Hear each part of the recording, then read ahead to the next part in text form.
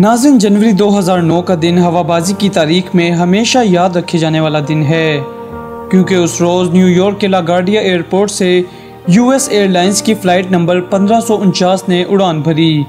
ये flight north Carolina के शहर शार्ले जा रही थी। तैयारे पर कुल 148 मुसाफिर सवार थे। 3 कैबिन पर मुश्तमिल एयरबस A320 तैयारा दोपहर 3:26 पर फ़िज़ा में बुलंद हुआ, मगर चंद ही लम्हों में बड़े परिंदों का एक गोल जेट तैयारे से टकरा गया और इंजन ने काम करना छोड़ दिया। उस वक्त तैयारा दरियाए हडसन के करीब परवास कर रहा था। तैयारे ने भी पूरी तरह कुव्वत नहीं पकड़ी थी और इंजन बंद होने के बाद वो एक ग्लाइडर की तरह हवा में तैर रहा था। ये तैयारा कैप्टन चेल्सी सोलनबर्गर उड़ा रहे थे।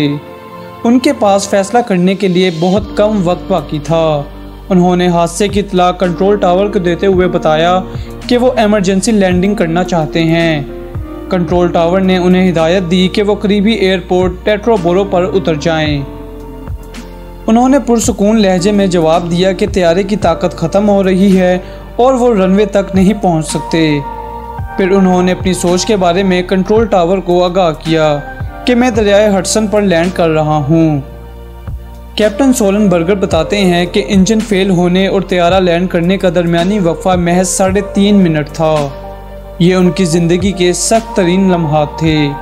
उन पर 155 अफराद की ज़िंदगियों की जिम्मेदारी थी। उन्होंने अपने हवास बहाल रखे और तैयारे का रुख दरिया के वस्त की जानिब मोड़ते हुए उसकी बुलंदी कम करना शुरू कर दी। इसके बाद कैप्टन सोलनबर्गर ने तैयारे के सहमे हुए 150 मुसाफिर और अमले के 5 अरकान को बताया कि हम दरिया पर लैंड कर रहे हैं, झटका बर्दाश्त करने के लिए सब तैयार हो जाएं।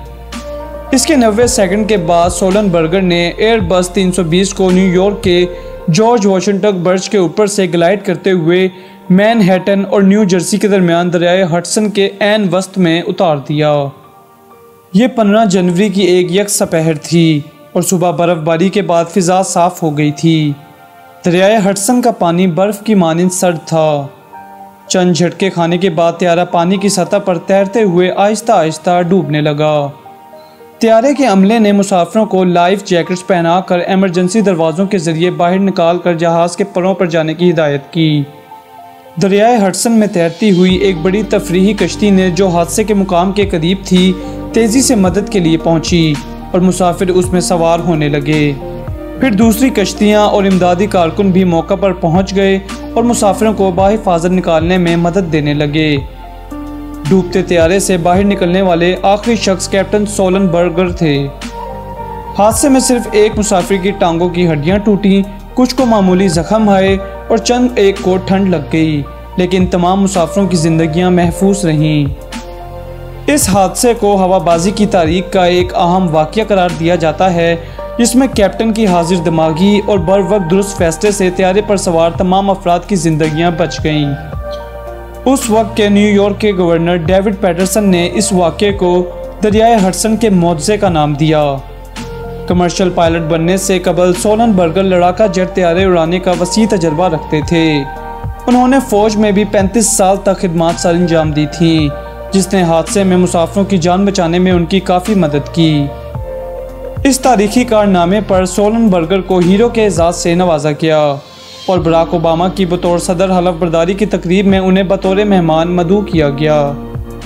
अमरीकी कांग्रेस ने एक करारदाद भी मंजूर की, जिसमें सोलनबर्गर के इस अजीम कारनामे को बहुत सराहा गया।